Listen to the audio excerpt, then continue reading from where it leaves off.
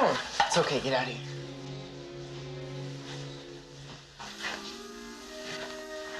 Hey, look, man, if there's gonna be trouble, it's okay.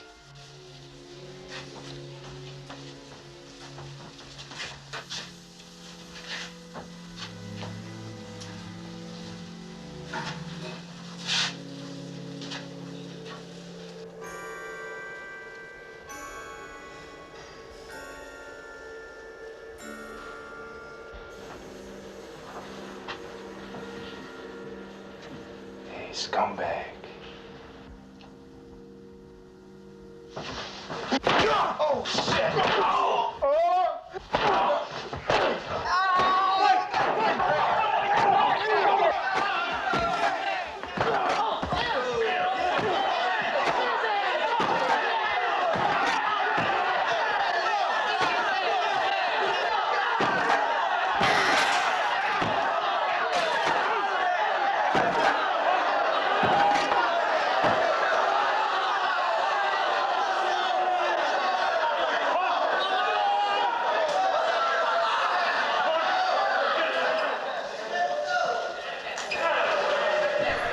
Okay, the classic movie Bad Boys. I'm going to break this down from a writer's perspective and really kind of test some of the writers out there who knows this movie. If you haven't seen this movie, this will contain some spoilers, so you may not want to listen to this video. So you have O'Brien and you have Paco Morena, who are the stars of this film. This is the original Bad Boys movie that came out maybe in the late 80s, mid 80s or something like that, before the Martin Lawrence and Will Smith took over the name Bad Boys. So O'Brien was the main character of the film, but he was not necessarily a good guy, but you still like him. And I guess the question some writers may want to know, how is O'Brien the protagonist and Paco's the antagonist when they were both very bad people? I'm going to break that down for you. And I'm going to tell you why you liked O'Brien and why you hated Paco. O'Brien was a bad guy. He robbed people. Well, I don't think he dealt drugs, but I think he was trying to. And he was just a street guy. O'Brien was a street guy. He didn't back down from anybody, and he wasn't scared of anybody. That in itself is kind of likable, but there's one particular incident that happened with O'Brien where he made a mistake and killed Paco's little brother. Mind you, it was a mistake. So O'Brien got locked up. He got locked up, sent to a juvenile detention or whatever it was, and he had to fight in that juvenile detention, which with the scene that you just saw, he had to fight the two heads of the detention that kind of kept everybody in line. Again, he wasn't scared of anybody, and he came out on top in that situation. Now, Paco, the reason why Paco was not likable, and the reason why Paco was the antagonist, is because Paco committed some immoral acts. His little brother was killed, and he was upset about that and everything, but he hated O'Brien. Him and O'Brien went to high school together, and they was enemies even then. So my thing is, why is my hat? Okay. So my thing is that because they already didn't like each other, and then O'Brien killed his little brother, mind you, it was an accident. Paco wanted revenge on O'Brien. And what Paco did was beat and raped O'Brien's girlfriend.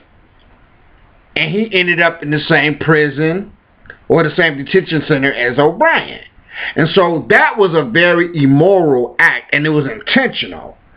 Once Paco does that, you want to see him lose because of what he did to an innocent person that had nothing to do with anything. And that's when it separates O'Brien's and Paco, both bad guys, and the things that they did, but one very immoral act involved an innocent person that didn't have anything to do with anybody. So that officially made Paco the antagonist.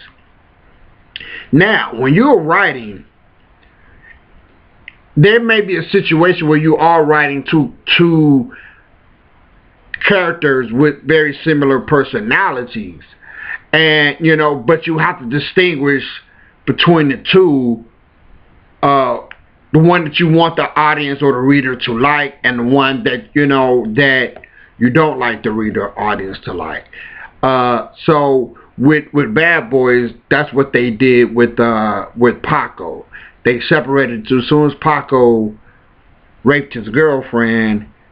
Anything that you felt for Paco or whatever, you didn't feel it anymore, because he committed an immoral act, and I think I know that is what separated the good from bad, even though O'Brien was doing bad things himself. Also, understand that O'Brien was in love. And I told you in the video before, when O'Brien escapes from the detention center, he escapes to go see his girlfriend, who was raped. And then when he goes to her house, tears, he's crying, he's in love. Love will always win the empathy of the readers or audience. So at that point, when O'Brien showed his compassion for his girlfriend and actually escaped the detention to go see his girlfriend, you begin to relate and empathize with him, that he had feelings and that he had emotions, and you felt those emotions that he had. And basically at that point, you just totally on O'Brien's side between him and Paco, because now this guy actually do have feelings. And I think that was the beauty about the writing in this script, is that you had two bad guys, but one still prevailed as the main character and the hero of the story. But the two things that separated them was the moral and immoral acts. Because obviously O'Brien killed Paco's little brother, but it was an accident. And Paco raping O'Brien's girlfriend was not an accident. It was very intentional. So anyway, so when you're writing, make sure your readers understand the difference between your antagonist and protagonist, and you have to be very strategic with it. Especially if both have similar personalities, you have to be very strategic. You have to make sure that you separate the two. I'm gonna give you another quick example. So when you watch the movie Goodfellas, we like these tough guys. You know what I'm saying? They're very appealing or whatever, and all of that's cool up until the point Tommy kills the waiter in the restaurant, and that's what separate. Okay, these guys. Oh, that wasn't good. That wasn't that. Yeah, So when Tommy kills that guy for not getting his drink or whatever that situation was, it really puts you in the mindset. So when Tommy was killed later in that film, to a degree, we didn't really feel that bad, because Tommy, because they showed him killing that waiter. So again, you must distinguish. You must play that out with your reader. I hope I'm explaining this correctly. Put your antagonist or your protagonist in a position where the readers can relate to them emotionally in some way. And even if your character is your protagonist is not the greatest person on earth, the truth of the matter is that they will be forgiven for love. They will be forgiven because they're human. And you know what I'm saying? Unlike Paco, didn't really come across as human in Bad Boys. He was very upset. He was just mean. You know what I'm saying? And O'Brien wasn't really mean. He just didn't take no mess off anybody. So at the end of the day, he prevailed because he fought the the boss is in jail, you know, so it was sort of the underdog to a degree. So my thing is, I hope you understand that. Like and subscribe to my page. I will be giving you great writing tips on screenplays, movies, storytelling, and things like that. I'm D Revolution. Peace.